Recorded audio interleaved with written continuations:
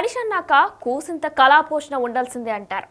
అదేనండి మన భాషలో చెప్పాలంటే హాబీ. మనిషికి ఏదైనా హాబీ ఉంటే అందులో ఆనందంగా ఉంటారని, ఒత్తిడి మర్చిపోతారని హాబీలను ప్రోత్సహిస్తారు.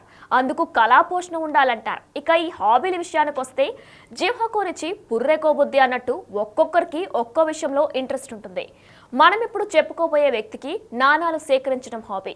ఆర్థికంగా వెనకబడినప్పటికీ నాణాల సేకరణ మాత్రం ఆపడు. ఓ పూట భోజనం అన్నా ఆపుతా కానీ నాణాల సేకరణ ఆపను అంటున్న మహమ్మద్ పై బిగ్ టీవీ అందిస్తున్న స్పెషల్ స్టోరీ.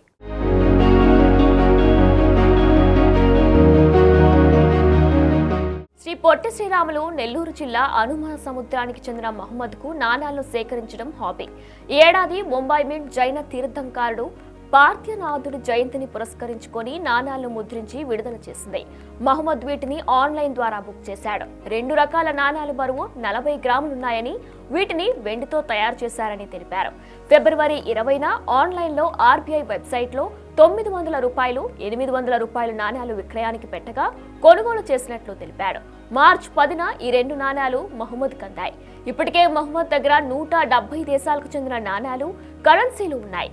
ఇప్పుడు 900 రూపాయలు, 800 రూపాయల నాణాలు కూడా వచ్చి చేరాయి. వృత్తిరీత్యా ఆదాయపరంగా సరైన సంపాదన లేనప్పటికీ తనకున్న కొద్దిపాటి ఆదాయం నుండే ఈ హాబీని కొనసాగిస్తున్నాడు.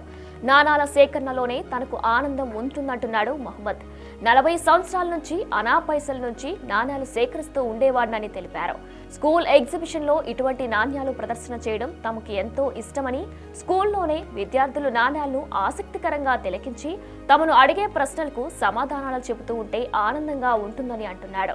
అదేవిధంగా ఎప్పటికైనా నాణాల సేకరణలో తనకంటూ ఒక ప్రత్యేక స్థానం సంపాదించుకుంటారని అన్నాడు మహమ్మద్. నమస్కారం అందరికీ. నా పేరు వాయిజ్ అహ్మద్. నాది వచ్చి ఏఎస్పేట మండలం అనుమసముద్రం గ్రామం. నా వృత్తి వచ్చి ఎలక్ట్రికల్ వర్క్స్ అవి చేస్తుంటాను ప్రైవేట్గా. నా వృత్తికి ఈ హాబీకి సంబంధం లేదు. అయినా కూడా నాకు చిన్నప్పటి నుంచి ఈ నాణ్యాలు సేకరించాలని, వేరే వేరే దేశాల నాణ్యాలు ఎలా ఉంటాయి, అక్కడ కరెన్సీ అవన్నీ సేకరించాలని చిన్నప్పటి నుంచి నాకు అలవాటు. ఇంకా కూడా క్రమం తప్పకుండా గత 30 ఏళ్లుగా సేకరిస్తున్నాను. ఇప్పటివరకు నా దగ్గర సుమారుగా ఒక 200 దేశాలకు సంబంధించిన కరెన్సీ, కాయిన్స్, తర్వాత వచ్చి మన భారత ప్రభుత్వం ప్రత్యేక సందర్భాల్లో విడుదల చేసే ఈ కమెమరేటివ్ కాయిన్స్ అంటారు, స్మారక నాణ్యాలు. మన ఎన్టీఆర్ రామారావు గారి 100వ జయంతి అప్పుడు ఒక కాయిన్ రిలీజ్ చేసిండ్రు, ఆ కాయిన్ తెప్పించాను. అలాగే ఈ మధ్య వచ్చి కొత్తగా ఈ జైన మతస్థుడు వాళ్ళ మత గురు పార్శ్వనాథ్ భగవాన్, ఆయన గురించి ఆయన జయంతి తర్వాత వచ్చి ఆయన మరణించిన సంవత్సరం 2 వచ్చి 800 కాయిన్ ఒకటి, 900 రూపాయల కాయిన్ ఒకటి, పూర్తి వెండితో చేసిన కాయిన్స్ అవి కూడా తెప్పించాను. ఇట్లా ఈ మధ్య కొంచెం ఎక్కువ విడుదల చేస్తున్నారు కాయిన్లు, కొన్ని తప్పిపోతుంది కొనలేక. ఎంత ఖర్చు అయ్యేదండి ఈ కాయిన్లు తీయాలని తెచ్చుకోవాలి? సుమారుగా వచ్చి ఒక కాయిన్ ఎంత తక్కువ అన్నా కూడా ఒక 3500 నుంచి 6-7 దాకా ఉంటుంది ఒక్కొక్క కాయిన్. అప్పట్లో స్టార్టింగ్లో నేను కొనేటప్పుడు అయితే, స్టార్టింగ్ చేసినప్పుడైతే అప్పట్లో చాలా తక్కువ.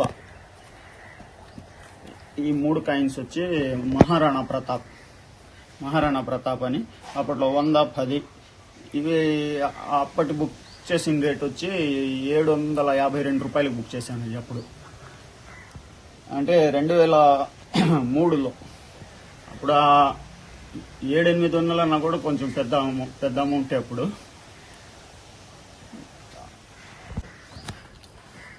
ఇలా సేకరించడం, ఇవి నలుగురితో స్కూల్లో పిల్లలకు అవగాహన కల్పించడం కోసం ప్రదర్శనలు అవి పెడుతుంటాను. చాలా ఆనందంగా ఉంటుంది అవి చూసినప్పుడు. తర్వాత వచ్చి ఆ స్కూళ్ళలో ప్రదర్శనలు అవి పెట్టినప్పుడు ఒక మంచి అనుభూతి కలిగద్ది. చాలా మంది విద్యార్థులు కూడా తెలుసుకోవాలని ఆసక్తిగా అడుగుతారు. వాళ్ళు అడిగే ప్రశ్నలు కానీ ఓపికగా సమాధానాలు చెప్తాను. ఎక్కడ తయారైన కాయిన్స్ ఎలా ఉంటాయి అట్లా. ఇంకా కొన్ని డెడ్ కంట్రీస్ అని ఉంటాయి మనకు. ఇప్పుడు ఆ పేరు ఉండదు, పేరు మారిపోయి ఉంటుంది, లేకపోతే కొన్ని వేరే దేశాల్లో విలీనం అయిపోయి. ఇప్పుడు ఈజిప్ట్ కరెన్సీ ఉంది, ప్రస్తుతం ఈజిప్ట్ అనేది దేశమే లేదు. అట్లా అంతకుముందు బర్మా అనేది ఇప్పుడు మయన్మార్ అయిపోయింది. శ్రీలంక సెలోన్, బ్రిటిష్ సెలోన్, అట్లా వెరైటీ ఉంటాయి దాంట్లో. అలాంటివి కొన్ని. తర్వాత ఈ సంస్థానాలకు చెందిన మనకు 500 చిల్లర సంస్థానాలు ఉన్నాయి. వాటికి సంబంధించిన కొన్ని నాణ్యాలు ఉన్నాయి నా దగ్గర, సంస్థానాలు పరిపాలించినవి. తర్వాత మన హైదరాబాద్ చార్మినార్ వేసిన కాయిన్స్ ఉంటాయి, అవి నా సేకరణలో ఉన్నాయి.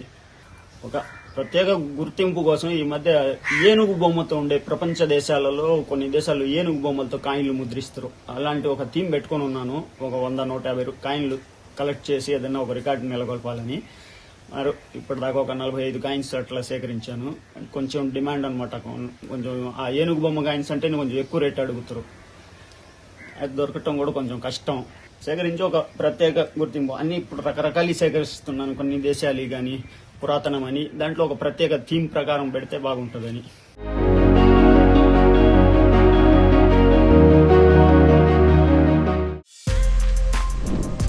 For more videos like this, subscribe Big TV channel.